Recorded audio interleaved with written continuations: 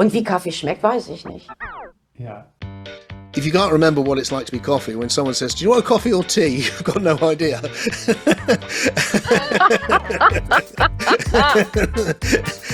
Or would you like some dishwasher water? Well, maybe.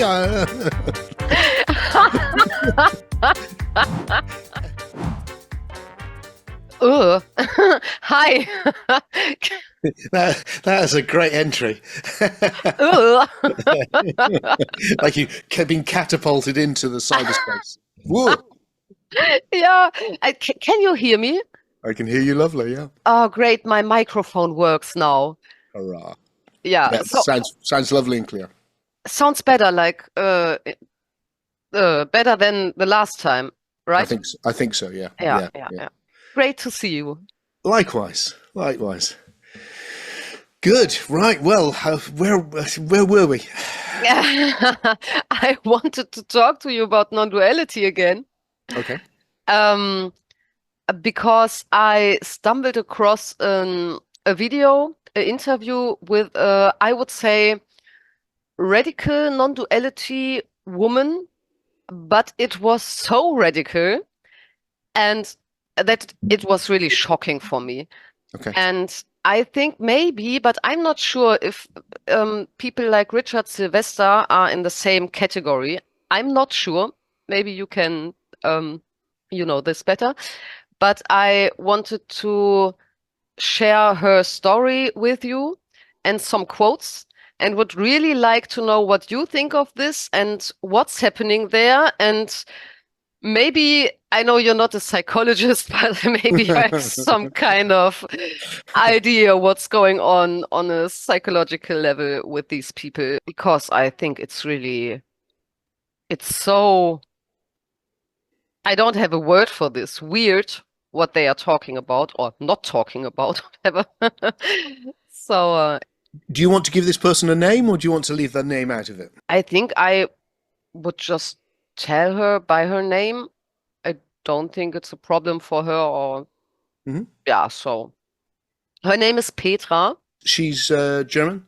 She's German, yeah. Okay. And my feeling is that in the last few, I don't know, months, more and more people like this are coming up. Oh, really? Okay. Yeah, I don't know how it is in America or England, but somehow it feels like a trend to be more radical and more radical, and I think that's really dangerous, because these ideas will be spreaded all along the internet and YouTube, and yeah, I think it's important to talk about this. Yeah. Because it's a trend, and because there has to be some counter argumentation or something like this. I think you're doing something really important addressing all of this, and that's why I'd like to support you in any way I can. And I think last time I said my perception, you know, and I'm not going out as much now because I'm working on a big philosophy project, so I'm kind of within my own little bubble a lot of the time, whereas I was doing a lot of traveling up until, say, 6 years ago, and I thought it had gone over in England and the States. I thought that it had softened when I first was. I've changed my mind, as you know, about a lot of things, but I was essentially putting across a much more a version of non-duality which was very embracing of the self. Yeah. And that was frowned on by nearly all the teachers. I would say I had a lot of support from the audience who came along to hear, huge actually, but the teachers thought that it was completely missing the point. But over the years I saw that change, and then I hear it on many of them change what they were saying. As they matured, as they, I don't mean that rudely. I mean, they got older and they just saw new possibilities, and it changed. And I thought that was happening. So I am disturbed to hear that in Germany that's what's happening, and that could well be happening elsewhere for all I know. So yeah, let's see if we can unpick it, and see if we can clearly say why it may be mistaken, and then find something better. which Yeah. can keep the best, keep the real insights without the dangerous. Well, increasingly, I've started calling it a non-dual delusion, because I think the irony is that people are claiming that we're all stuck in a delusion, but it's perfectly possible it's the other way around. Yeah. Yeah. I think this too. And it was funny to see, because I think I understand your philosophy better, and I saw some similarities in this, Okay. but it felt like it's coming from the same point, but you go this way and they go wherever. Right. So I'm very interested in hearing what you think, if there is a similarity. I think so, but maybe it's something completely different. Okay. We'll Let's see. find out. Okay. I couldn't be more intrigued.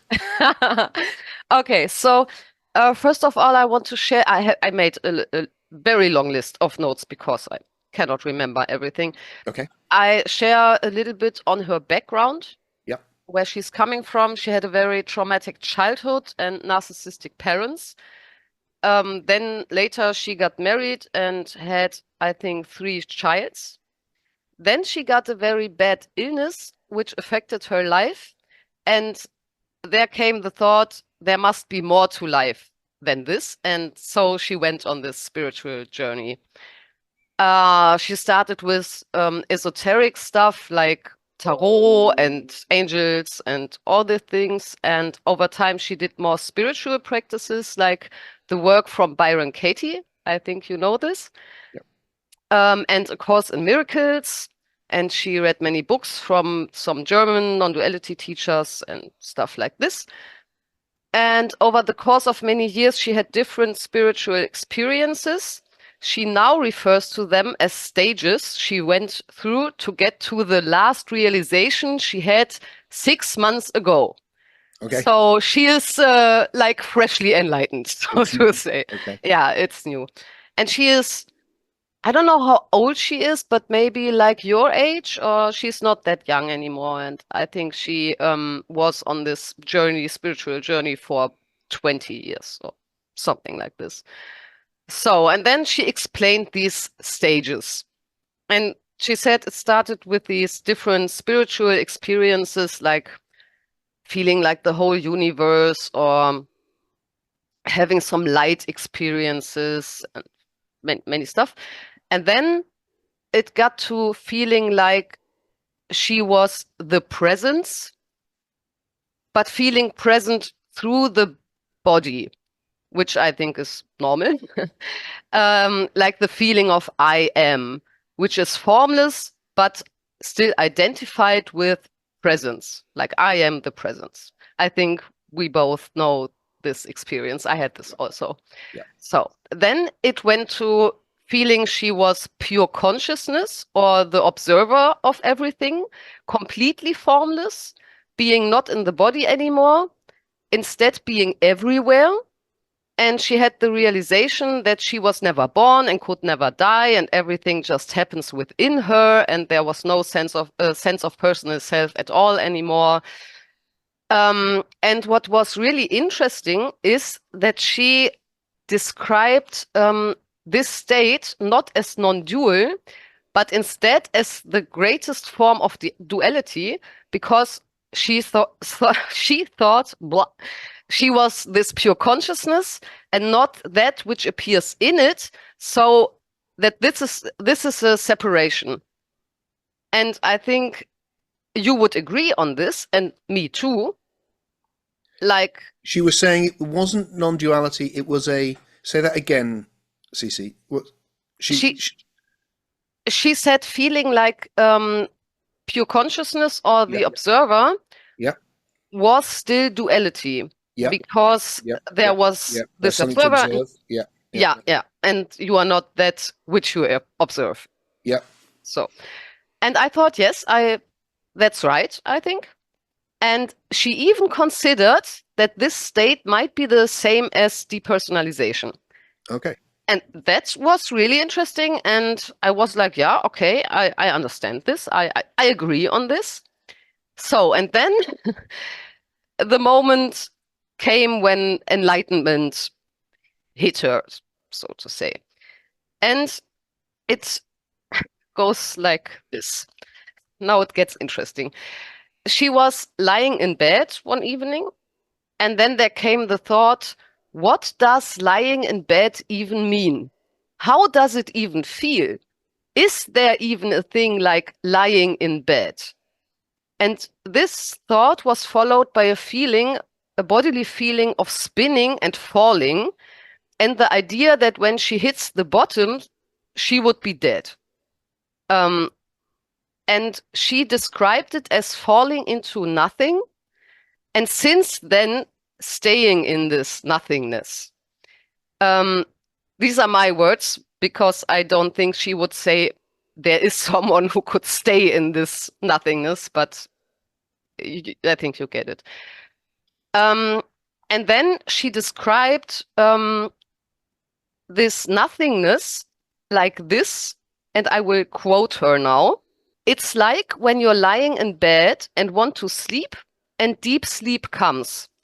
Who experiences deep sleep? Is there consciousness, perceiving, presence, self? Everything is gone. Body, thoughts, everything is gone. But Petra, her name, but Petra doesn't know that. It's somehow self-evident. You can't explain that. But a Petra who would know that doesn't exist anymore. Can you follow? Kind of, yeah. Okay. I thought maybe I should put this quotes into the chat so you can read it.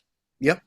Maybe that makes sense, because it's really, the sentences are sometimes... I get the essence of it, because it's not dissimilar to things I've heard other people say. Yeah. Where was I? Petra doesn't know that. It's somehow self-evident. And then sitting on the edge of the bed took place. But I didn't exist anymore. I was nothing anymore. And somehow sitting on the edge of the bed didn't really exist either. If someone has addressed me as Petra, there would have been no reaction. That was last year, and now it is integrated. So there is no time at all, and all the things I just spoke about, and I think she means the spiritual experiences before, are recognized as absolutely illusory. Because this self doesn't exist. It has never existed before. No one has a self. No one is a self. That's just an idea, but this idea obviously has an effect. This idea builds stories to feel better, but they are all just stories. It's often said that there's only one illusion, and that's this I am, no matter what it identifies itself with. And everything else appears and is there and isn't there at the same time. Tim, please interrupt me if you want to say something to something of this.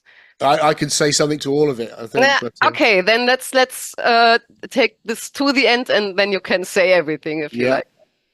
As in a dream, the dream feels real, but when you wake up, you know it never happened. And that's how it is now, simultaneously. This nothing is the world of appearance. There is a tree that isn't really there. Oh, what the fuck? The self is the illusion. It appears, but it doesn't exist. It can't be found. And all these things that people tell you about, contact with the afterlife, the chakra system, reincarnation, whatever, all just stories. They appear to be stories, but they are neither real nor not real. That simply doesn't exist. Just like there is no soul and no God, there's just really nothing left, nothing at all. So that was her realization, so to say, or no one realized this. Please, what do you think? Well, in order to experience anything in particular, any state, anything at all, you must be able to discern that as opposed to everything else. So, if I'm discerning the plant behind me, it's because I'm discerning plant as opposed to the other stuff that's there. And it seems to me that's just true of everything, even if it's an experience which you call non-dual or oneness or this or anything which you can go, it's this, not that. There must be a way of categorizing it into this and not that.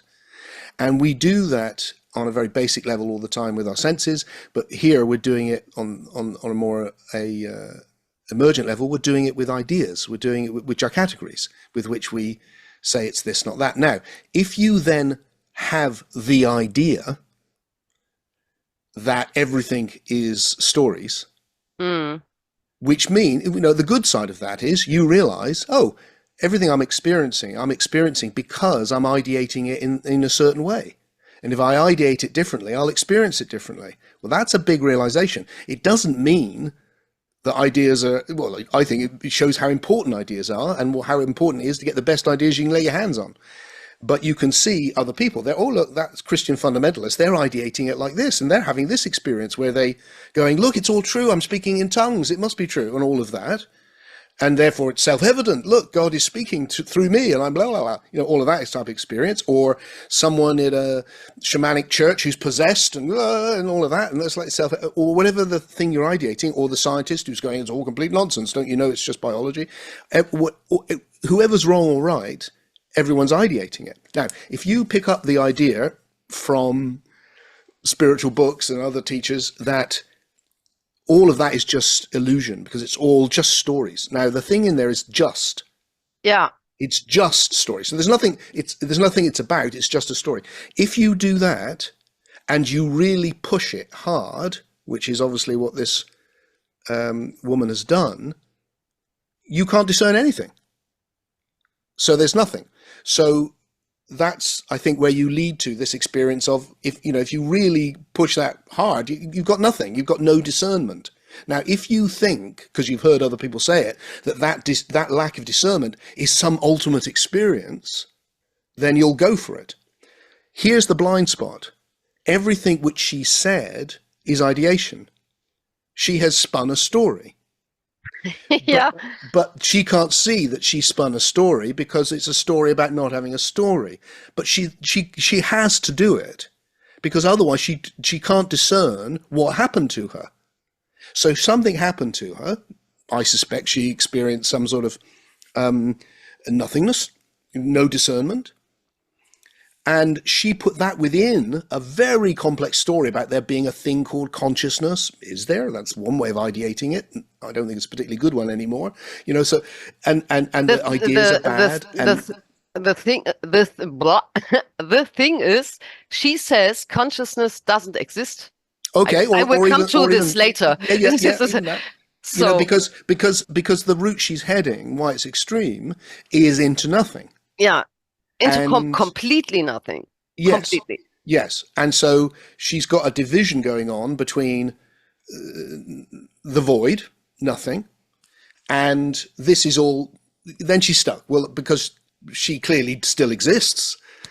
So does the world around her. She's still having these thoughts, which she's expressing. She still has language. She still is somewhere experiencing certain relationships and not others.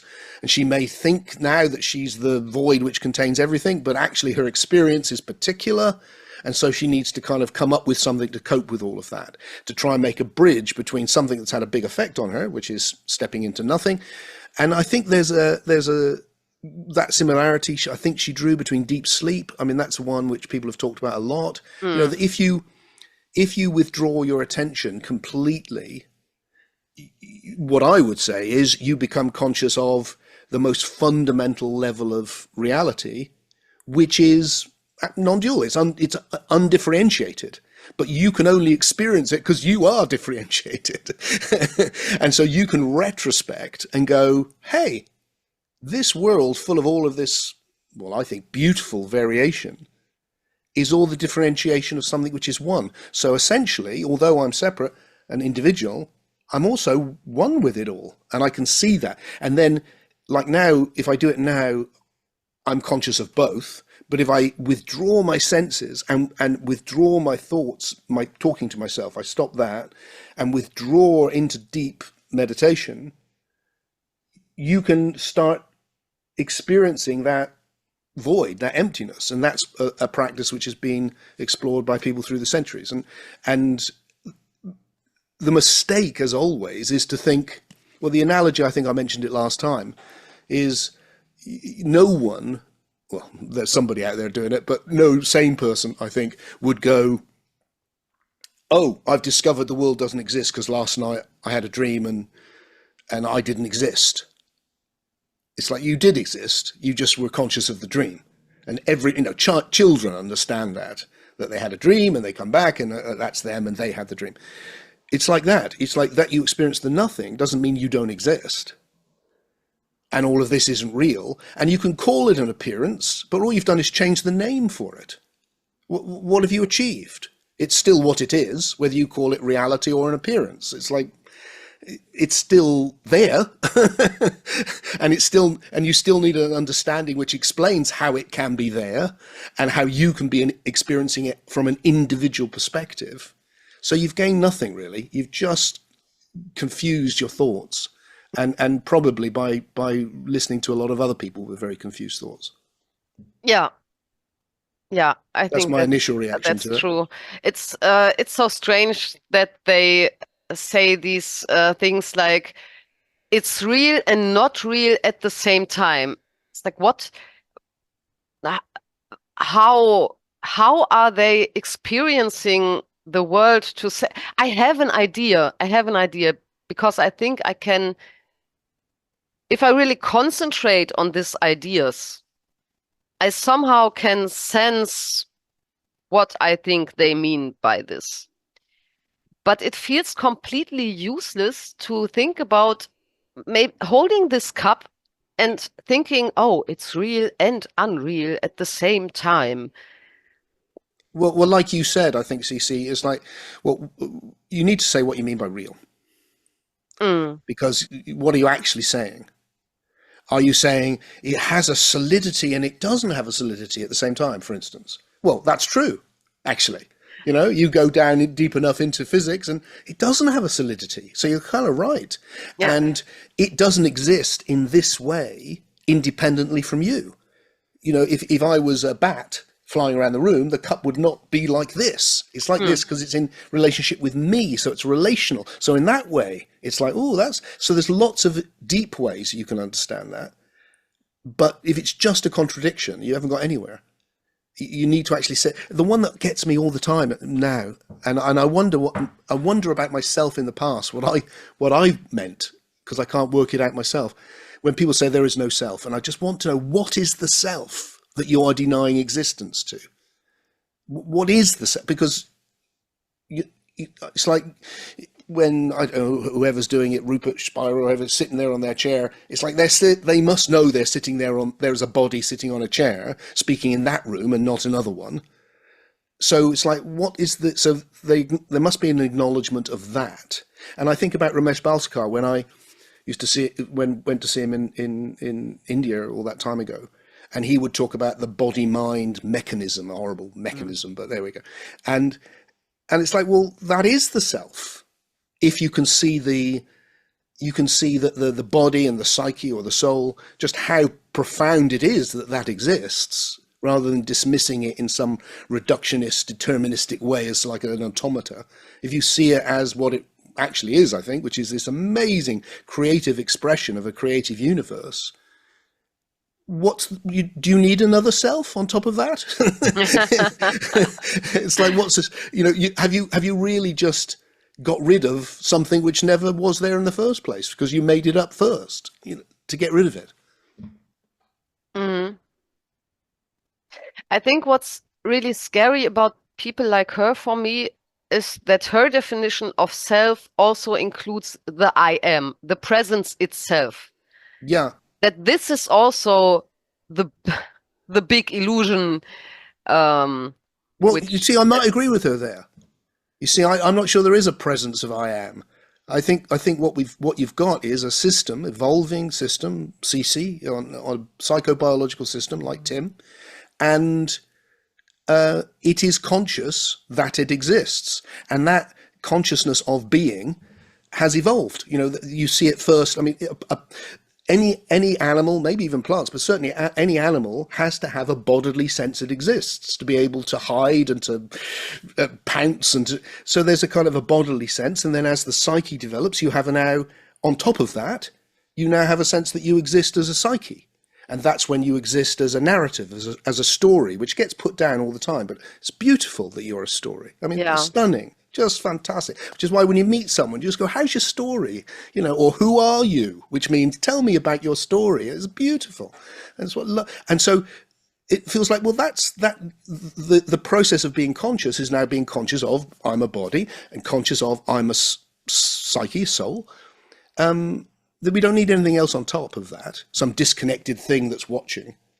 It's what you're watching yourself, like my body is touching itself. Yeah. Now my psyche is examining itself. Yeah. There's no separate witness. The psyche witnesses itself. There's not some extra thing. And so that doesn't seem a very helpful way of ideating to me anymore. Yeah, for me too. Yeah, I think she means not only that this feeling of I am the presence is an illusion, but also like feeling like existing. Yes, This is that's the nothing. yes. You see this in Nisargadatta as well as he got older. So I mean, it happens to a few where it goes through stages, which she's articulated, where you get to the point where you go, oh, it's just the I am, I'm just that, and then it's like, oh, not that, I'm just the nothing, and you're just peeling away these ideas, and then what you're left with is no discernment, and so there's nothing. The thing which I find disturbing is why that would remotely be attractive. Yeah. Given how beautiful and amazing and paradoxical and bittersweet, let's say, existence is, I do wonder whether you must be having a very hard time. I think so. If you want to strip it all away, yeah, and end up with nothing. Because most people, if you went, she compared it to deep sleep, I think, earlier. And if you went, if you said to me, let's say, you said to me, well, Tim, how would you like to enter deep sleep forever? It's like, well, I wouldn't. That sounds awful. I don't want to do that. I want to experience this. So the idea that you could know you're nothing and that nothing really exists and this is all an illusion and be in deep sleep forever, not even have the illusion. It's like, wow. And all of that nonsense about who experiences deep sleep and all of that's only a problem if you've already adopted a very complex non-dual, let's call it, ideology. Yeah. You end up with all those problems.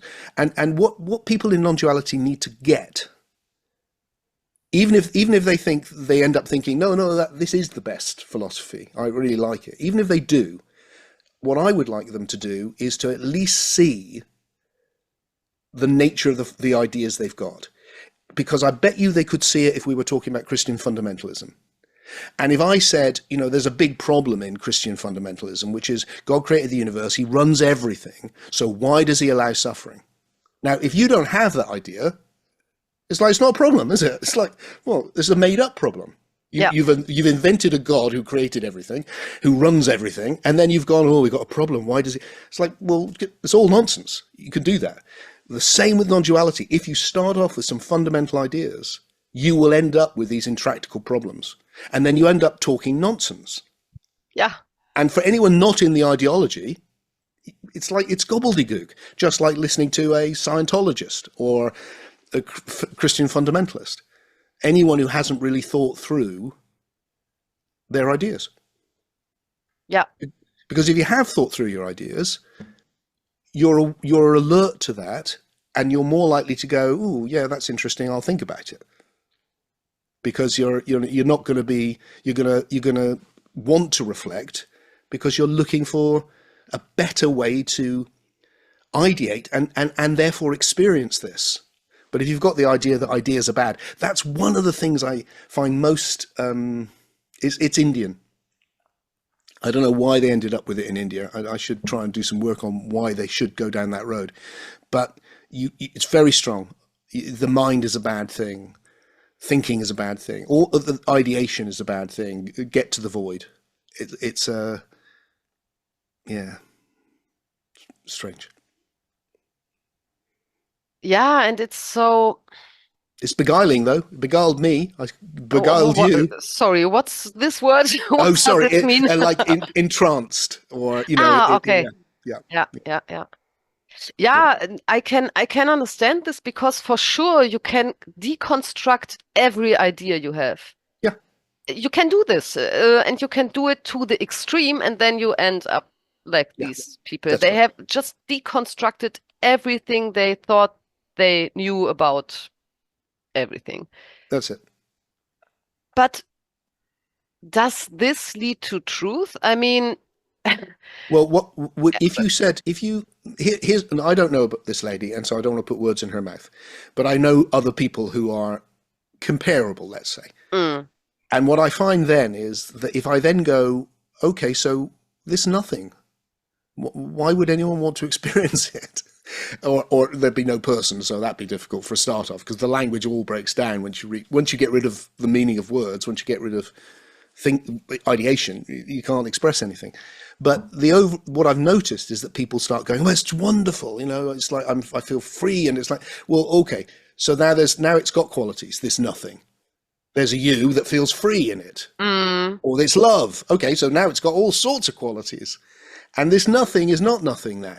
And so suddenly you're in you again, it's a kind of a blindness that you can't see how, hang on, if it was nothing, it would be nothing. But it's not nothing, is it? It's something else. yeah. There is a quote from her where she says what changed for Okay. her. Let's explore that. Maybe that's interesting. I think you're right. This is a very good way, without wishing to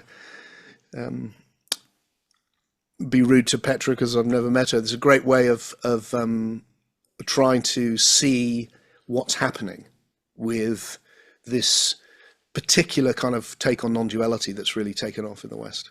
Yeah, and I also want to say, for me, it's not about Petra. She can do whatever she wants. It's totally fine. It's just that she expressed these ideas in a way where I thought it's great to take these quotes because they are on point. So absolutely. And nihilism, this kind of this nothing, I see it just the same in some of the scientific philosophy. Yeah, it's so misanthropic. It really takes the beauty of being human and reduces it to nothing. It reduces it to nothing. All of that pathos, and it's very sad. And it's really sad. And I think it's important it took me a long time to see this, that even if they deny every story, but what they do is also creating a story. Of course. About having no stories. Of course. And it's and they think this is the ultimate truth, but it's also just a story about nothingness and stories and no self and whatever, blah. I think that's the best description. It's a story about blah. That's what's left. Yeah, really. And it's crazy for me that they cannot see this. Yes, I kind of get that, because because I got to be so old eventually. I've seen my own blindness, so I think it is very easy. Actually, I'll tell you the other way around. I think it's actually quite hard to see how you are ideating things. So I'd say that one of the roles of spirituality throughout history, one of its positive roles, has been to encourage people anyway, regardless of all these ideas, just to be aware of how they're ideating and how they're therefore responding. So all of the moral teachings, which are essentially part of spirituality, have been, look at yourself. How are you seeing this other person? How are you seeing, and change it so that you respond better. So that's all about becoming, because I'm aware of some of my processing, but only some. And I'm constantly unearthing more processing. And every time I make it conscious, I have the choice to change it or keep it the same. So it's a challenge. Well, what is wisdom? What is the evolution of the soul? It's that. That's it. That's what it is. Yeah, and in the end, for us, I mean, you could say it like we just know Stories are such a big part of our life. And if this non-dual teaching is also just a story, so how do you know if it's true? You don't know it because you cannot leave the stories. You know what I mean? You cannot get out of this. You will always have some kind of story to which you can relate in some way. Exactly. And that's why I say, like, the simplest way that I found to get that across is just to see anything you discern, you must be able to categorize it into this, not that. Mm. That's a fundamental, everything you're doing that with in the most incredible complex ways. And then because life is a process, you put all that into a narrative or a story. And that's how you manage to walk, let alone how you manage to go to the bank and get some money out, or, you know, buy the shopping, or marry somebody and have kids, or all of that is you're doing this in the most complex way possible.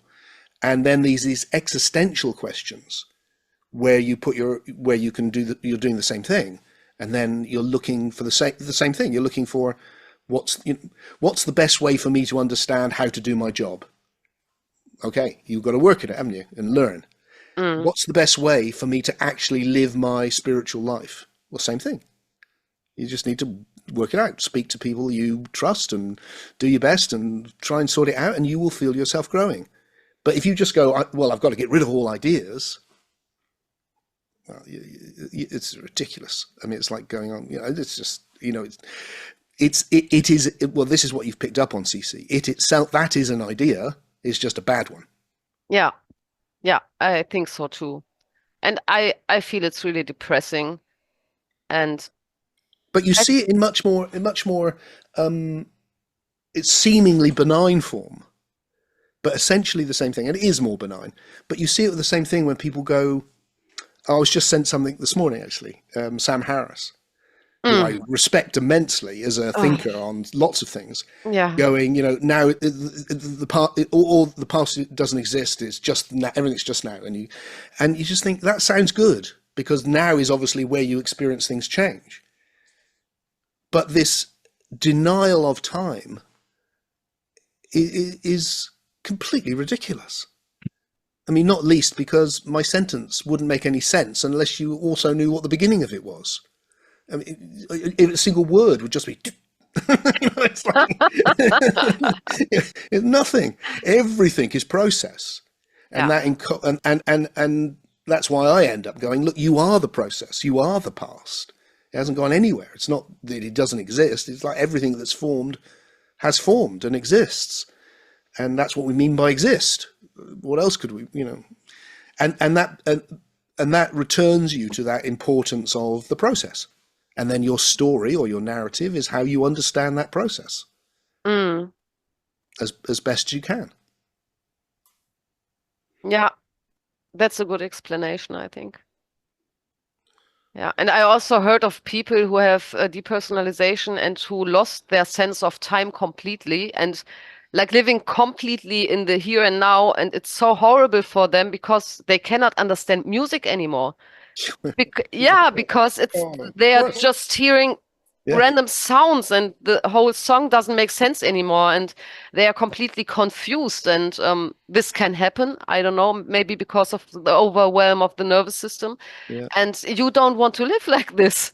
It's So you can talk about this like Sam Harris, and it's a philosophy, and you can do that, but it's not a way of living.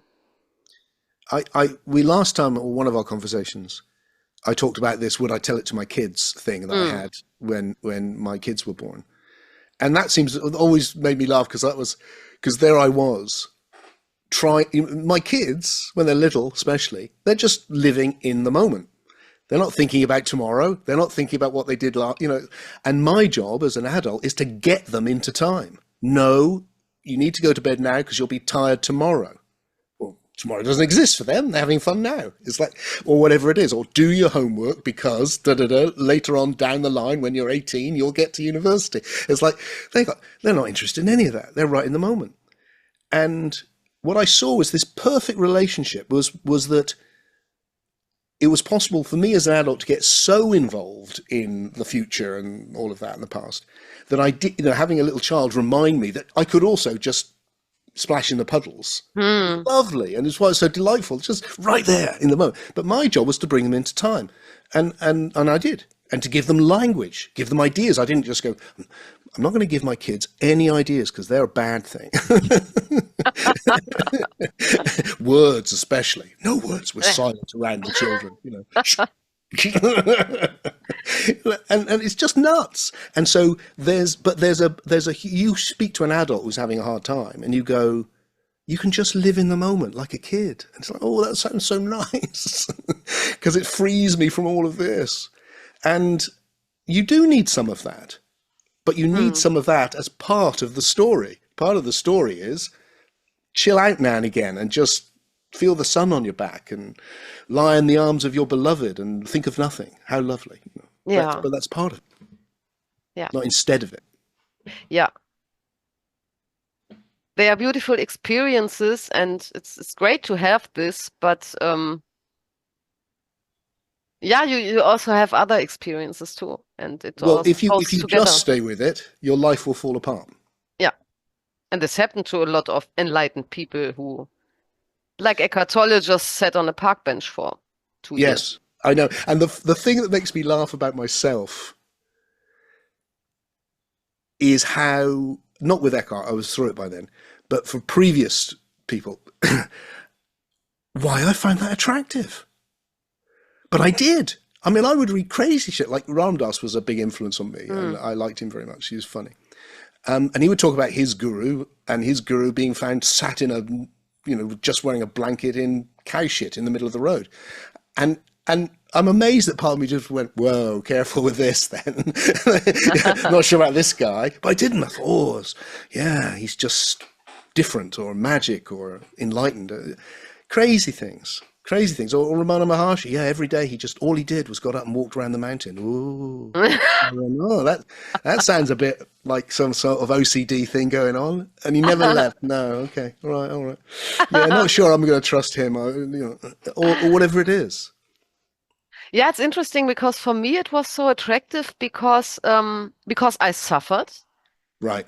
And that's the point. If you suffer so much, then you think this would lead to some kind of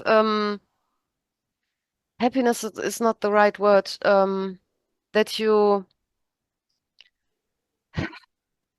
can just, that's also not right, but you can just relax, you think you can just live a relaxed life in the moment and everything's fine. You can sit on a park bench and it's fine. And you can sit in a cave and it's fine. And that's such a lovely idea for people like me who suffer so much that they just want to be calm and free. And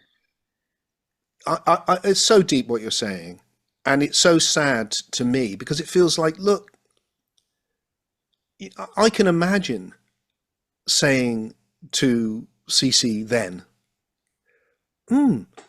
maybe you should take a bit of time and go on retreat and just have a bit of quiet and just find a beautiful place to be and just sit with yourself and maybe do that even for some weeks or a month or 6 months. And I think you'd really find that of benefit and then come back to your life, which is a completely different thing. Whereby you go, you're suffering. That's a cue to change something. So let's look at the possibilities of how you might move your soul around and to make that easier, what's the environment and activity that would enable you to do that the most? And probably a radical shift in where you are and how you're thinking is what's necessary. Yeah. But you can do that within the overall the evolution of your life. And then then all of those things are really healthy. Yeah. Like, just take some time and just be in the moment and be quiet. And just when you have thoughts, just go, no, I'm not interested for a bit. See what happens. And it'll be really good for you. I've done loads of that and it's fantastic. You just don't think that that's it from now on. Yeah. And then you're capturing the best without all of this horrible negative stuff. I think so too. And it's also part sometimes of CBT therapy, cognitive behavioral, blah blah blah, you know, I therapy. do. Yeah, I do. And that's enough, I think. hmm That it's I think I needed some therapy back then. I had, but I think I just I could have stayed with this therapy stuff, and that would have helped me a lot, and I would have had a better life. Why all this philosophical stuff on top? But I thought it would be a easier way, or not easier, but a faster way to Yeah. freedom, because you just have to realize this one thing, and then everything will be fine. That's really seductive. Yeah. That is really seductive. The idea that so I didn't come to any of this through having a hard time particularly. I mean, I've had hard times, many, but that hasn't been a big feature. What's attracted me was, what's the ultimate thing you can do with your life? Oh, here's people saying this is the ultimate experience. This is really, it's all about having this, and then trying to understand what is this that this enlightenment thing they're talking about, and that's what pulled me in, was this kind of, and I think those two together work very strongly. That kind of, it can relieve your suffering, and then the thing you said, that something, this vast complexity of life, and it comes in and goes, look, there's the Gordian knot. You know the Gordian knot with Yeah. with Alexander. No one can undo the knot. He just comes in with a sword and cuts straight through it, and that's why he's Alexander the Great. And it's a lovely idea, isn't it, that you could just, one thing is all you need to do. But actually, yeah, utterly destructive. Actually, Yes. I didn't know this. well, you've come out very well. Yeah, I think so. Still working on it, but yeah. Yeah. Did you have some other quotes you wanted to explore? Yeah. Let's go to wait a moment. Yep. Maybe we take it's crazy. I'm just enjoying your expression as you look at them.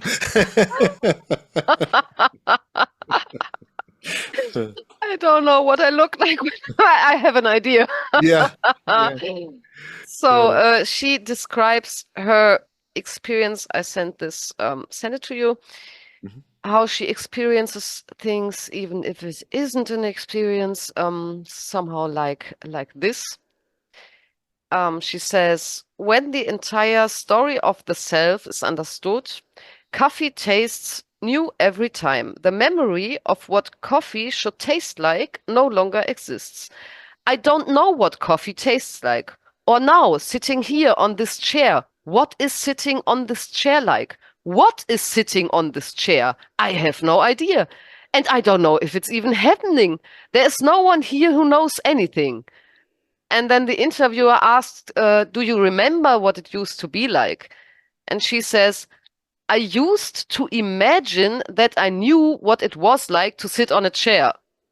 But yes, I still remember what it feels like to be yourself, blah, blah, blah. Well, that's quite important, isn't it? That I mean, firstly, I think you've kind of said all this already, really, but, if you can't remember what it's like to be coffee, when someone says, do you want a coffee or tea? You've got no idea.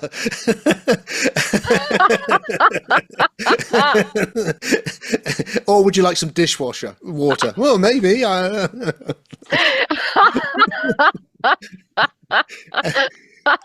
the other thing that struck me is that, when we were talking about children, the great beauty of being so focused in the immediate moment is that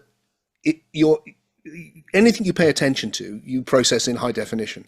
So if you're paying attention to your sensations, say in this moment, you will process them in high definition, and that can be very, very pleasurable and amazing. Yeah. Like when you meditate on your breath, and it's like, wow, breath, fantastic, because you're focusing. So that's the great benefit, and you see that in kids. They're just having a great time splashing in the puddle. But conversely, when they stub their toe, it is the worst thing. It is, it's like if you saw an adult act like a small child, if I did something now and suddenly threw my arms, like this. Be like, Jesus Christ, man. And the job of the adult is to go, it'll go. Is it going now? Yeah, you're going to be better. There, you're all right. See, you're fine. It's fine. And then they off again. Because you know time. You've stubbed your toe. You remember what it's like. You know it goes after about a minute or two and you're fine. So, yes, sounds exotic that she doesn't know what coffee tastes like. So you've got that. It's all new to me. How lovely. But also, anything which is painful or unpleasant, you also don't know what it's like. So you've got no way of navigating anything. Now, clearly, I'm going to say this, and I don't know, but simply from what she is saying, no judgment about a person I don't know, this is completely delusional. Yeah, I think so too. Because she is navigating her life, otherwise she wouldn't be able to understand the words. She doesn't understand what it's like to sit on a chair, and she doesn't know what it's like to drink coffee, but she knows what the words the interviewer is passing, these complex, differentiated movements of the mouth signify meaning, which she's able to decode somehow without any ideas and with nothing, and say something back. It's completely delusional what she's actually got. And then later, even though the story of the self has apparently disappeared, she can still remember it. Well, she can remember the story of the self, but she can't remember coffee. And it's like she is in what would surely be described as some sort of psychic, a delusional state. Yeah. And like often happens, I mean, if you go into psychiatric wards, one of the very disturbing, if you're into spirituality like me, one of the disturbing things is how many people are suffering from some sort of religious mania of one form or another. And it's often to do with either persecution or grandiosity. So either they're important because God's out to get them, or they're important because they're the chosen one, they're enlightened, they've got something special going on. They're not just anybody, they've got this. And, they can, and that's seems to be implicit in these quotes. Yeah. Yeah. And it's just, for me, when I hear this, it just feels like this is a story she's telling herself, but it's not true. Yeah. I can tell myself, I don't know what sitting on this chair is like, but just sit on the chair and you know how it is like, Yeah. What? Yeah. Yeah. And for sure, like you said, she must have an idea how coffee tastes like, because otherwise she maybe wouldn't drink coffee at all anymore, or I don't know. It's completely incoherent. And one of the other great things which I want to speak against all the time is the romanticizing of spiritual incoherence into the idea that, well, it's beyond words and it's hard to say, and it's like, no, it's just you're being incoherent. Because words are ways you communicate with other people, but you can only communicate with other people if they know what you're talking about, but that's all you're doing with words. So there's a very famous story. Stop me if I've mentioned this before, but it's been on my mind for the last few months.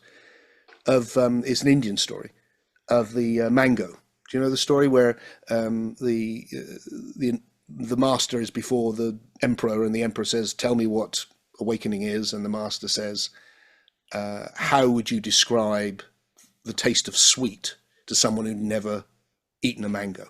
And he goes, "Well, I couldn't." He goes, well, that's the same, Now, what's interesting about that story is that I always took it to be about how you couldn't express enlightenment. Actually, what that story is saying is you can't even express sweet to someone who's not experienced it. So in order for us to have a conversation, we must have some shared experience.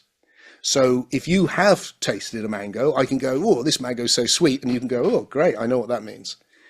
Likewise, if you've had spiritual experiences, you can converse about them. So if I say, yeah, it was like I felt a communion or a oneness with the whole of existence, if you haven't had that, it doesn't mean anything to you. But if you have something comparable, you can talk about it, and we do.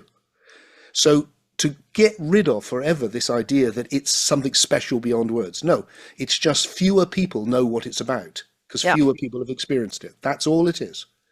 And for those that have, you can still have the conversation, and you still need to be coherent, because if you are not, you will end up in delusion, and you will end up fooling yourself, and you won't find what you're looking for. Yeah. Yeah. And they always like to have this argument, you cannot understand this with your mind. You know. Yeah. And for me, it's like, no, I can clearly understand this with my mind. It's no problem.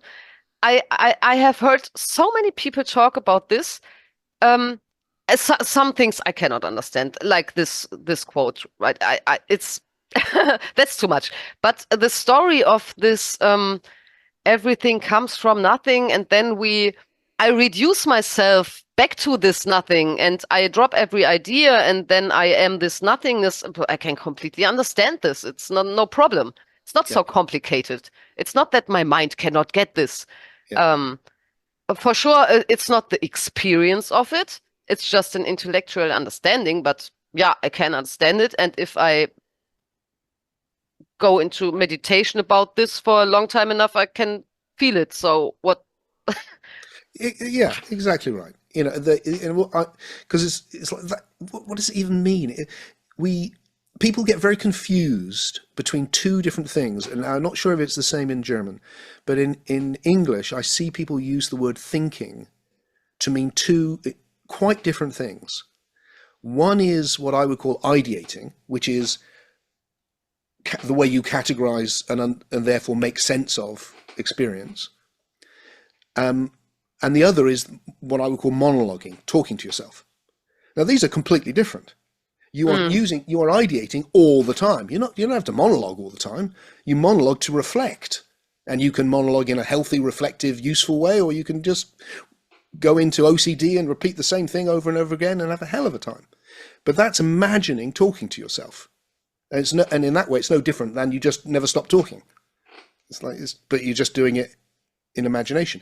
Completely different, because that's an activity which you can engage in when appropriate and in a good way, or not.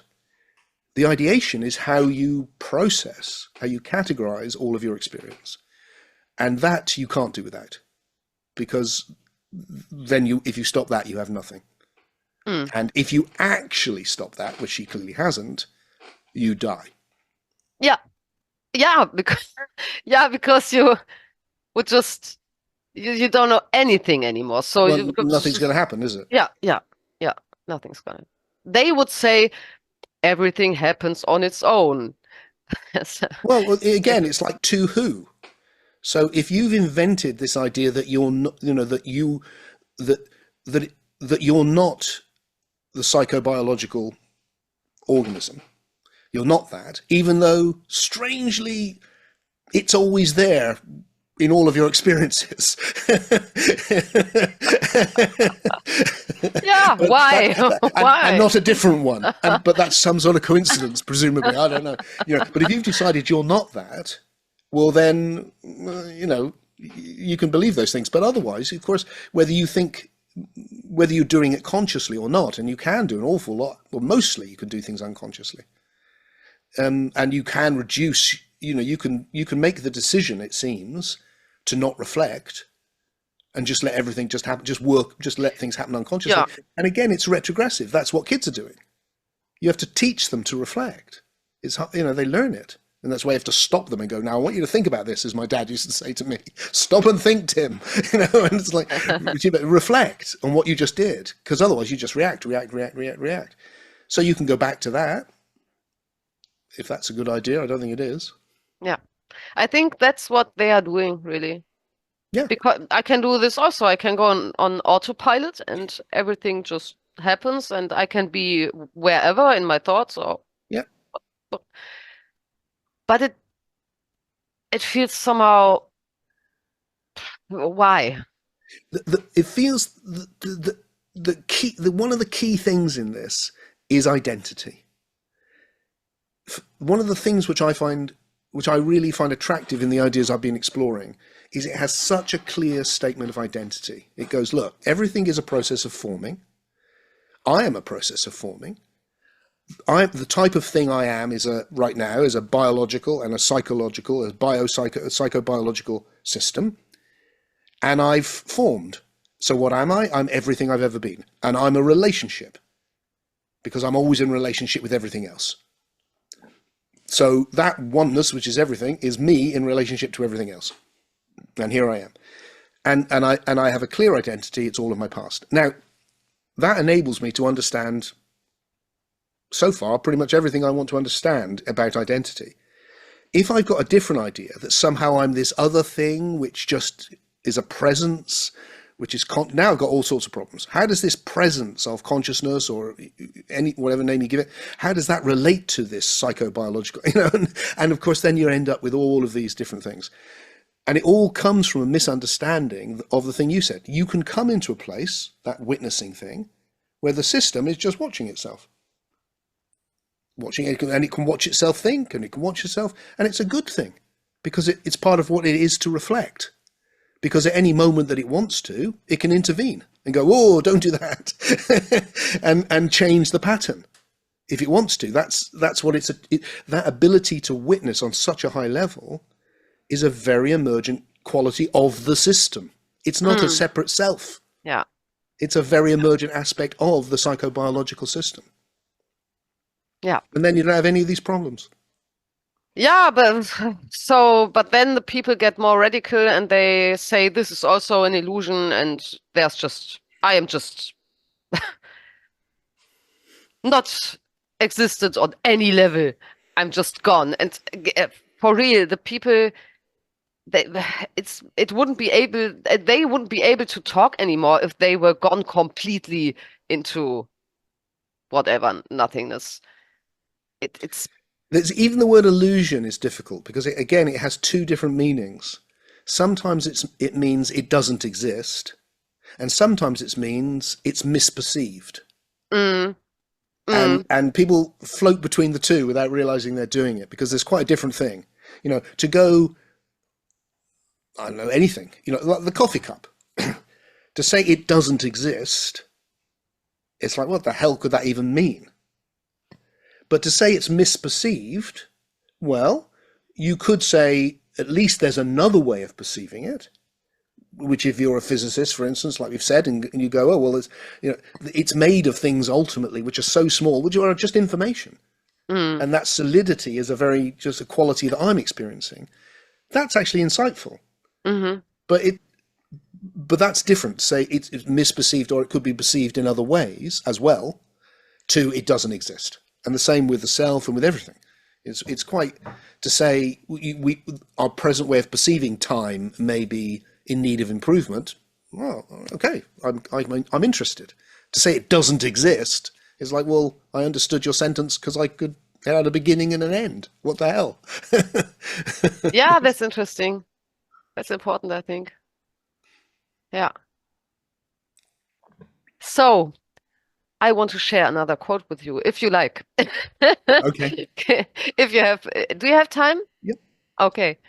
Yeah, this is it's a short one. It's a short one. I have it. So, the point is that there is no separation. And here's the problem, I think. Any feeling of presence, no matter how subtle, is already separation, because there are immediately two. There are not two things. There is simply this nothing appearing as everything. This is not a concept. This is how it naturally is. And I thought, okay, maybe Tim would say something similar, like this nothing appearing, but you wouldn't say appearing, maybe, but I would, it's like, we'll again, say it depends what you mean by appearing. It's like, you could say it's appearing, or it's existing, or you could say, look, there's a one, which the universe is a one. It seems just obvious, or it seems plausible, and it's differentiated into all of this, one way of saying it. So, and the one in itself, undifferentiated, would be nothing, because it'd be undifferentiated. Yeah. So there you go. Okay. So, but the thing which is like, so you can see what's happened with her journey. There is simply this nothing appearing as everything. I mean, except, yes, on the simplest level you would say that, and then the appearing as everything leaves you with all of the, yeah, how does that work? And what is a galaxy? And how does quantum physics work? And all the questions of existence are still there. They haven't gone anywhere. But the bit that jumped out on me is, this is not a concept. First of all, clearly it is. It's a way of differentiating reality. That's a totally naive sentence. Even more interesting, this is how it naturally is. Well, the word naturally in that sentence is clearly a concept. Because it's natural as opposed to unnatural. So otherwise the word natural has no meaning. So true. I didn't see this. Yeah. Yeah. It's incoherent. Now, what I want to say, you know, maybe Petra will watch this, and if she were to, what I'd want to say to Petra is, there's a lot of profound stuff in what you're exploring, but there's a better way of seeing it that doesn't lead you into this confusion, and if you really go into it, delusion. And you can see it if you get these points, that you are always ideating anything. You must be. And it's not the enemy. But you can use ideation to go, ooh, there's a kind of a oneness or a nothingness or a non-duality or whatever word you want to give it, which is at the foundation of all of this. But the place I've ended up is that that's not the really interesting thing. It's a bit of a shock when you find it, and it is interesting because of that. But the interesting thing is that when you go into that and you feel a communion with everything that exists, because you see that as well as all being individual, it is also all one, you enter the most emergent level of reality, I think, is happening. So you're at that point, rather than touching where it all came from, you're touching where it's all going. And that is why it's a wonderful experience. Because that is the experience of love and heightened beauty and a sense of being on the edge of something unfolding. It's just beyond, you know, it's beautiful to experience. But that's not the most fundamental thing. That's the most emergent thing that you've got. And so suddenly the whole thing turns around, and then it becomes intensely life-affirming, because your life is about evolving towards that, rather than your life is an impediment, a mistake to get you back to the nothing.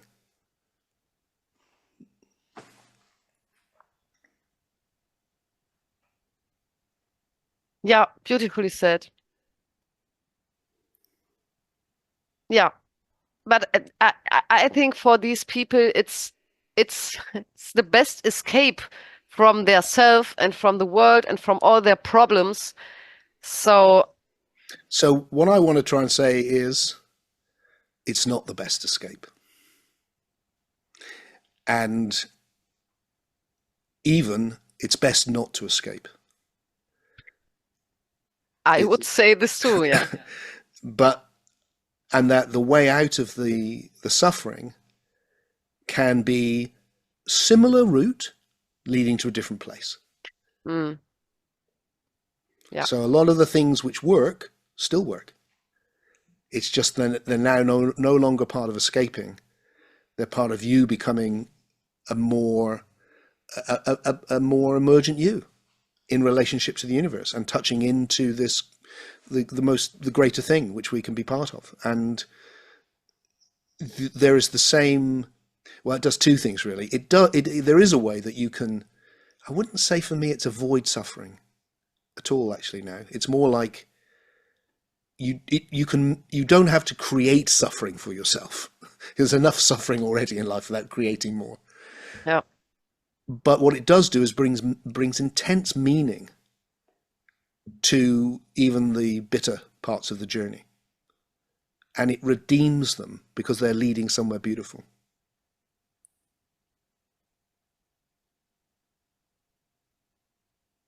yeah,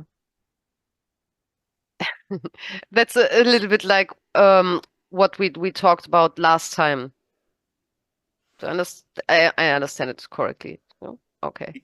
You probably, I can't quite remember what you're referring to, but yeah, it's that idea that To the whole afterlife stuff yeah, and the afterlife stuff is part of that for sure. But generally, the sense in which when a terrible thing passes and something good comes from it, it's redeemable. mm, If that's the very nature of the universe, that given enough time, good things come from terrible things, that process of evolving it starts to redeem the very worst. And I think not only is that happening, but human beings, you and I, get to play an important role in that happening. We do that all the time. And I mean, just in the most lovely and simple, inspiring, like somebody has some terrible thing happen to their child and they dedicate their life to making sure it doesn't happen to anyone else's child. It's a very powerful thing. You look around for what can I redeem? What can I play a role in redeeming? And that's beautiful. And then it is better for everyone. yeah, that's true. I don't think that the whole humanity is on this path because we have so many cruel people and evil people and you know. We have, but I suspect it's. I mean, you're right. Of course, you're right. And it's quite possible they bunch together, and get to know each other. But I suspect it's few. I often think, these are the keys that I carry for my house, my car, my office, and all the rest of it. And it often strikes me, I carry that 99% of people, if they came to my front door and found it open, would go, "Hey, do you know your front door's open?" 1 out of 100, maybe 1 out of 1,000 would go, "Oh, great, I'll have the TV." It's like, it's a small, most people, have reached that at least. And so I do think we need to be proud of our humanity and how far we've come. And because if you study history, like I've done all my life, the history is is a much uglier place to live. That's true, yeah. And that's true. And that's because why is it different? Because of all of the people that made it better. And we are those people. We're the people now. And I mean, that's happening in this conversation. I'm here talking to you because I'm an old person who's going to be leaving soon, and you're a younger person who's got a opportunity in the next period of your life to contribute something and clearly wants to. So I want to encourage you, give you anything I've got that's of any use. Go, look, here, have this. See if you can do some good with it.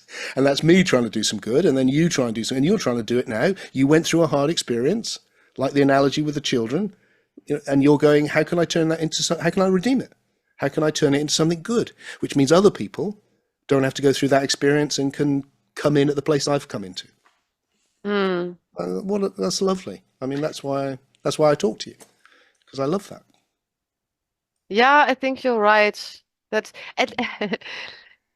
funny because you're such an optimistic person and I'm more on the pessimistic side. So maybe I tend to really see more of the dark stuff going on the planet, and it's hard for me to think that maybe, but most of the people are on the good side, so to say. I think most of the people are in the middle, because that's true always. It moves forward, but the majority are neither the leading edge nor the bit hanging back. And those are minorities always, but the whole thing has been moving forward to some degree. And there's two things I think to avoid, and that's naivety and cynicism. And one of the things that can come if you've had the sort of life I've had is naivety. Because, we'll just love each other and it'll all be fine. It won't. But it's taken me a long while to see my own naivety And I see naivety everywhere in spirituality and in certain forms of progressive politics. It's very naive. And it's sweet, but dangerous, because the world, you need to be alert to the other side. What happens on the other side is you fall into cynicism, which is and you think it's all just going to hell in a handcart, which, interesting again, if you study history, people have always thought that. They've always thought they're in the worst of times, always. And they haven't been. Actually, they've been in probably the best of times, often. But they just can't see it. So what I love for me about this evolutionary understanding of everything just forming and being more than the moment before, even when it's bad, it's always it's more than because it includes the past. What I love about it is that it cuts through cynicism and naivety, because it says to the naive person, which I've been, you've still got to live with all of all those other labels. There's still people living in the Middle Ages, and they're dangerous. You've got to live with that. You still need to live with biology, and it's going to go wrong, and it's going to mess you up, and you've got to live with that. You've got to live with all, volcanoes erupt and cause mayhem. You've got to live with that. Everything that's evolved, you've still got to live with that. Even though you're experiencing love, and it's like, you still got to live with that. And then for the cynic, it goes, yeah, but can't you see that it's constantly evolving? And there's no limit to that. And if we commit to that evolution, all those things that you're alert to and you need to be, we can, bit by bit, we can make them better. And then you're bringing that together. You're bringing both, you're avoiding those two extremes, and you're seeing the voice, because you need people who are going, yeah, the bad thing over there, and you need people going, yeah, forward to the good thing. We need both of those. Yeah. Yeah. Yeah, that's true. I like it. Do you want to hear another quote? Another beautiful non-duality. Oh, she said something about near-death experiences. Okay. All right. Maybe that's interesting for you. Okay. Um, Let's do one or two more, or whatever you've got there, and then that feels about right. Then, don't you think? yeah, I think so. It's been great, though. I love talking to you. It's lovely. She didn't have a near-death experience herself, but she has an opinion what's happening there. Okay. I'm curious what you got to say to this. So she said, this light, which is experienced during near-death experiences, is still consciousness. This near-death experience still takes place within the story, and consciousness itself, that is the illusion. Consciousness at whatever it appears as I am the body, or consciousness, or as I am formless, or just this pure perception, that's all consciousness, and consciousness is the great deception. And when light or love is perceived during a near-death experience, if you look at it the other way around, it is nothing, which isn't even nothing. The very first thing that appears from nothingness is light. Light is the first appearance. And then she said, I don't know what it's like when this apparent body leaves this apparent dream. I mean, it's already nothing, but no one can know what it's like when the world of appearance is completely gone. I thought you liked the sentence, I don't know what it's like when this apparent body leaves this apparent dream. It's all apparent. I know, and I need to be, I need to put my hand up, because, I've written this sort of language in the Really? past. Yeah. When the dream metaphor, it was never anti the self, but it was a way of trying to make sense of, we're really this presence of consciousness, and then there's this, so this must be an appearance in consciousness like a dream. And that is an old analogy you'll find everywhere, and I found it very helpful. I think I've said to you already, I think what happened was I got so good at expressing this philosophy that I saw what was wrong with it. Yeah. And that was, so I have used all of that language, so I kind of understand what she's saying, but it's the same, really, isn't it? It's like, it reminds me of Nisargadatta, the later Nisargadatta especially, where he was going, I'm just outside everything. I'm outside, I'm behind everything, and I think it's where if you keep going, it's where you end up inevitably. And she's probably read him, I suspect, as well, and is probably influenced by that. Maybe not. I don't know.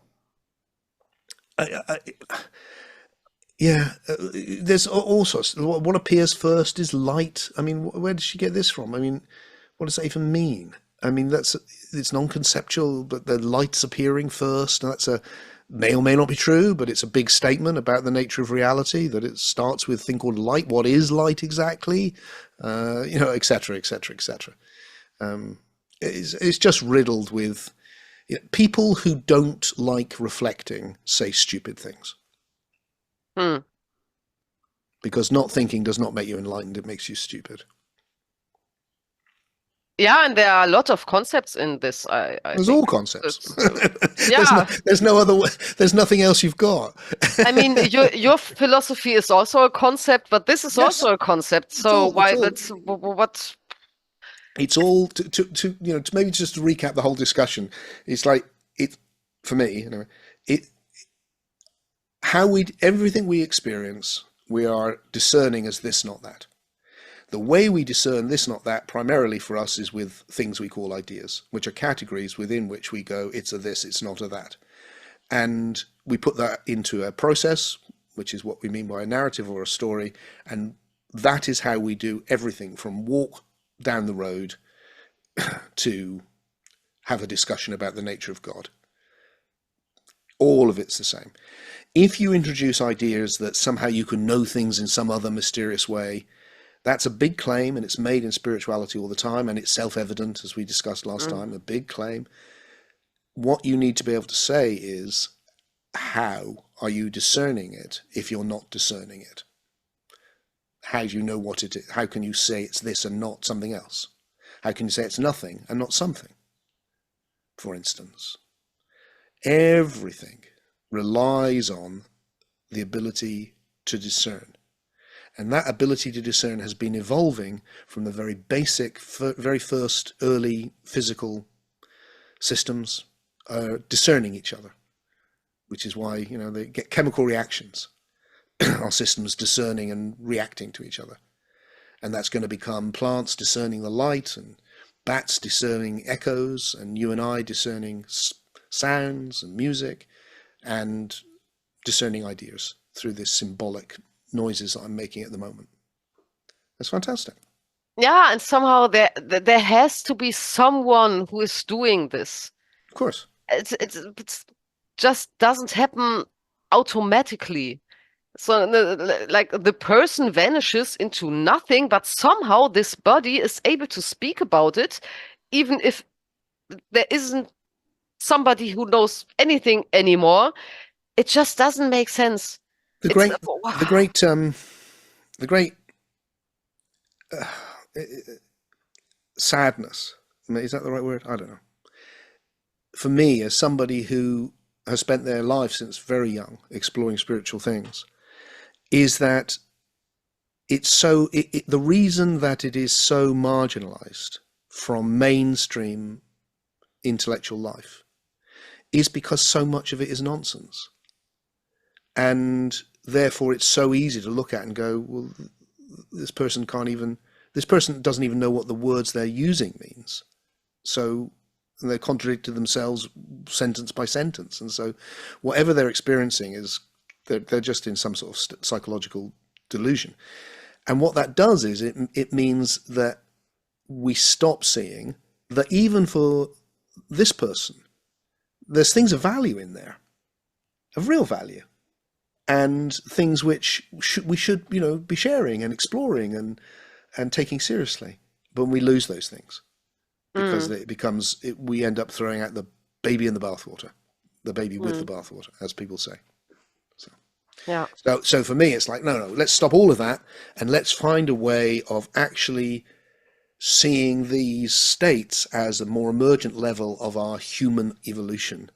And then we can really do them justice and still gain all the valuable insights and the optimism that they engender. Yeah. Yeah, and I think it's really important to look at all this stuff in a new way and stop relating on texts from thousands years ago, Yeah, from like the Bhagavad Gita or Upanishaden or yeah, Vedas or the Bible, whatever. Please look at it from the knowledge we have now. yeah, Yeah. Because absolutely. I so mean, much changed, and we have psychology and all this stuff. I mean, the one that gets me always is like if I'm not, if I find out I've got a brain tumor, I'm not going to go, well, let's follow the way of the ancient Greeks who thought the brain was a cooling system for the blood. It's like, no, things have moved on. I don't want the ancient manuscript. Thank you very much. I'm going to go for the latest understanding, please. And we should have that with everything. Now, that doesn't mean that we shouldn't be immensely grateful to these human beings in the past for sure. who moved it on. Yeah. That some of the things they were saying might still be really important, probably are, or that we might return, say, which is popular at the moment, to cultures unlike our own. We might go to the Amazon. I remember doing that and thinking, oh, there's insights here which we lack because of the different life they've been living. That's valuable, but doesn't have to be a romanticization of some ancient thing we've fallen from, where the ancients knew and we've forgotten, Yeah. because that's just not true. Yeah. Yeah. And we can look at all these experiences, like the observer thing, I think in a psychological way now, Yeah. and we can see similarities between things like dissociation and Yep. spiritual states and And the interesting thing with that, once you get that, and obviously we've touched on that a fair bit, is to say, oh, so what is the difference? Why is this one positive and this one not? That's really, that's a really interesting inquiry, isn't it? Because that's like, oh, well, let's try and get to the one that's positive and avoid the one that's not. mm, And it's simply a shift in the way you ideate it, I suspect. yeah, yeah, I think so too. Okay, I don't know if I even want to. I will look at if I have one last, but I don't know if it's even necessary. Yeah, because it's always the same stuff, a little bit different. The last thing. Okay. All right. People always assume I know something, but actually I don't know anything. Presence simply disappears, whatever kind of presence. Consciousness doesn't exist. And what remains is what appears now. Everything still appears, except pride, guilt, and responsibility. These are obviously feelings that are linked to this illusion of self. Okay. Well, I don't know what she means by consciousness doesn't exist, and yet everything appears, because it seems to me that what appears to me is what I'm conscious of, but maybe she means something else. I suspect she's invented an idea of there being a thing called consciousness, and that's gone. But that's gone for me as well, because I don't think it was ever there. So that's gone, hurrah. And then this pride, guilt, and responsibility. Well, there's a definite, there you got your relief, haven't you? I don't have to be responsible for myself or anything else, and who knows what's good and bad, and I'm free, and it again offers that escape, and there's a negativity that's associated with them, isn't there? I mean, I grew up in a generation which saw responsibility as a bad thing. I've now become an old man who thinks it's a good thing, and that what it means really is I can respond here. When I feel that huge benevolence, and that enormous love, I'm responsible for talking to you, being with my family, the work I do, all of the individual relationships, that's where I can respond. And I have to respond. It's the question is, how do I respond? So if you lose that, wow, you've lost everything. It's like because the whole point of reflection is to learn to respond in a way that you feel is good and which you could be proud of. Could be. And if you respond badly, you might feel shame or guilt for a little bit and go, oh, that wasn't good. And that will inspire you to change how you respond. Now, the negativity is feeling, oh, I'm responsible for everything. No, you're not. You can't do that. You can't be responsible for all the terrible things in the world. That's impossible. You're only responsible for where you respond. That's it. Or, I'm always guilty. I just carry it. It's like, no, you don't need to do that. You just need to learn and move on. Or, I'm just so proud. I think I'm great. It's like, no, you don't need that. You just need to be genuinely pleased when you do something that's worthwhile and good for you and feel good about yourself, and then keep going and do it again. And so suddenly all of those human qualities are no longer this burden on your shoulder. They're a challenge, and but they're also what brings meaning to your life. And she doesn't want meaning to her life because she hasn't got a life. But for those of us that do have a life and want meaning, then all of these things can be done in such a way that they're detrimental, or they can be understood in a way in which they're really life enhancing. And that's what we need to do. Yeah. It's misanthropic. It is. It hates people, and it hates what makes people people. And the place I've ended up is I love people. They irritate the hell out of me. Well, of course, it's like we're all a mixed bag. I'm a mixed bag. It's like, of course, but even within that, that's the love, really. I think, don't you? It's like when you think of anyone you have your close relationships with, the love is that you see they're a mixed bag and that you're a mixed bag and that you do your best together and that you come out at the end of it better than you started. That's it. How lovely. Yeah. Yeah. Yeah. Cannot add anything to this. Yeah. Yeah.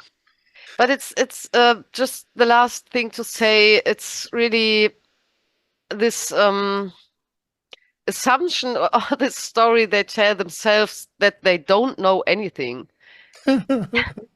People always assume I know something, but actually I don't know anything. And then they are talking about all this kind of stuff they know. They even know what near-death experiences are, where light comes from first, and what happens when this self dies, so to say. All these things they know, but they don't know anything. You're completely right. And all I would say to end our conversation is, if I ever have the good fortune and pleasure to meet this lady in person, then I will be the first to reassure her that I don't assume she knows anything, and she does sound like she knows nothing. Yeah. I will find out if she speaks English, and then I will connect you to it. I would definitely have a conversation with her, because, like I said, I think there's valuable things inside there. And I think one of the key things is that you see, if you're a work in progress, that you'll get insights that change how you understand. That's what wisdom is, learning to understand it in a better way. So for me, it's like the fact that I can engage with someone who thinks very differently. I may see things I missed, and I certainly want to say to them, look, there's things in what you're saying which are valuable. It's not, I was playing when I said you know nothing just because she'd said it, that she knows nothing, and you kind of think, oh, maybe you don't, and want to turn that around, because there's an underlying, I see it a lot in spirituality. I don't know if it's in her because I've never met her, but there's a kind of self-importance for these people that don't have selves. Yeah. Where it's all really about trying to shore up an identity they claim they don't have. And that's slightly distasteful. Yeah. And also, I mean, they disappeared and they are dead, but somehow all these dead people want to show up and talk about this. Yeah. They have no decision, they have no choice, nobody does this, but it happens. Why? I mean, yeah. Yeah. All these things we can criticize, but I think it's also important that you come from this point where you can also value some things in this philosophy and don't want to dismiss these people and even want to talk to them. I don't want to do this, but I think it's great when there are people who do this. I would. And The word which is always missing for me is the word love. And I think the saving grace on my journey was that very early on, it seemed obvious that the thing which was attractive to me was when I experienced this enormous love, and that's what I wanted to keep returning to. Not the nothing, that wasn't attractive to me ultimately. It seemed like it might be, but the love. And when I enter into a way of discerning the nature of reality, that there's this enormous love, that my response for me is, yeah, this is the thing that I'm drawn to. This feels really good and important, and it matters. And that love is absolutely inclusive of all the individuation and all the different things that make life so rich. And it's a very different approach, and I much prefer it. yeah, I would prefer this too. Now.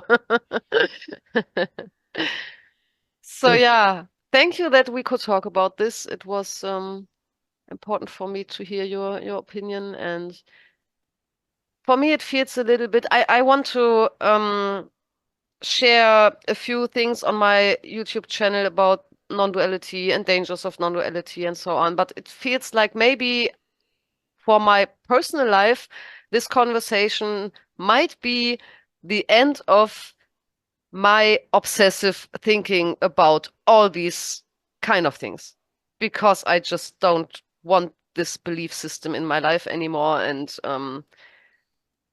I want to go in a direction which feels better to me and which supports myself and my soul. And yeah, your I think your philosophy helps me a little bit in this, and yeah. What a beautiful thing to arrive at the end of our conversation. So lovely to hear you say that. Isn't that great? Yeah, good for you. Yeah, I'm sure that will happen. I hope so. I think so. I'm not sure of anything, but I am optimistic that it will happen. Me too. So thank you and have a great day. And you. All right. Thank you. Bye.